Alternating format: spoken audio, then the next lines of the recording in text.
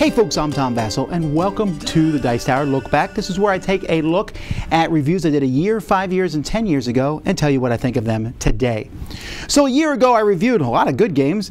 Unfortunately I took a look at By the Book Puzzle. This is a puzzle game where you're trying to put books on a bookshelf. The problem is there's many ways to do it. I just thought it wasn't as cool and clear. It looks neat, but didn't play out as fun. I also took a look at War of the Buttons. This one is one that I almost really liked. The biggest problem with War of the Buttons was the fact that the button, I mean, it's a really cool theme. I like the theme a lot. I just wasn't as big of a fan. It just didn't feel like there was enough options to do it.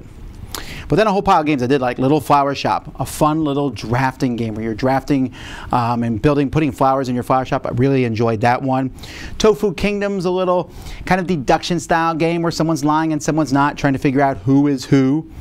Whoosh Bounty Hunters. This is kind of a speed memory, not speed, but memory-ish style game that if you like memory games and great artwork.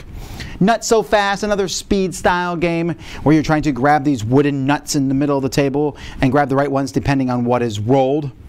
Then Vikings Gone Wild, Master of the Elements. Really like this one. I'll play with this one a lot when I play Masters of Vikings. Enjoy the elemental additions to the game. Ice Cool 2, same as Ice Cool 1, but reversed. But what really makes this one grow for me is that you can mix with Ice Cool and have a giant setup, which is a lot of fun.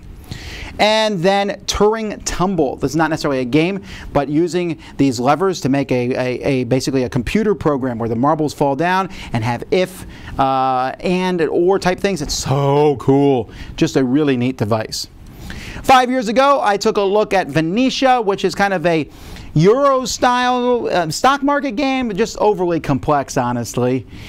Hero Brigade is a superhero game that, unfortunately, while it's okay, it's just forgettable to the point where I had to look it up to remember what it was about. Also, Castle Crush, build castles, knock castles over. There's a lot of these style of dexterity games. It's amusing. Then we have Incognito. I took a look at Incognito. This game, basically this game's for 4 players exactly.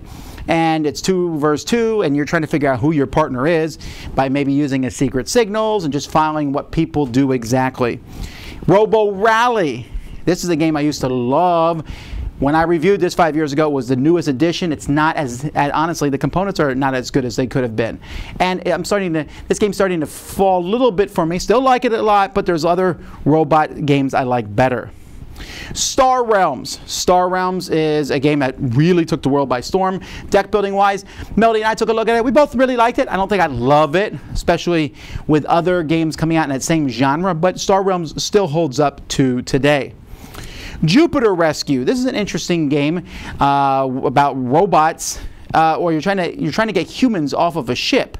And so you're doing that while the ship is falling apart and you're trying to rescue people. Some really cool concepts in this one. I thought it felt really cool. And then we have El Grande, still one of the greatest games that has ever been designed. Area Control. Didn't come out 5 years ago. It came out, I think, 25 years ago. But it was worth taking a look at again. 10 years ago, I reviewed Zigzag about putting cards down that match colors or whatever. Blah, was not very good. Rabbit Hunt, this is a game that today I would be less forgiving on it when it came out. Weird artwork, matching cards, you know, hunting rabbits. The production quality just doesn't stand up in 2019. And then Heave Ho, which is a hilariously fun Cosmos 2-player game in which you are pulling back and forth in a tug-of-war, playing cards on both sides.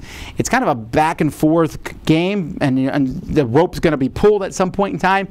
I've just enjoyed this one. I think it's held up well over the last 10 years. Those are reviews I did 1, 5, and 10 years ago. Until next time, I'm Tom Vasel, and you've been watching Look Back on the Dice Tower.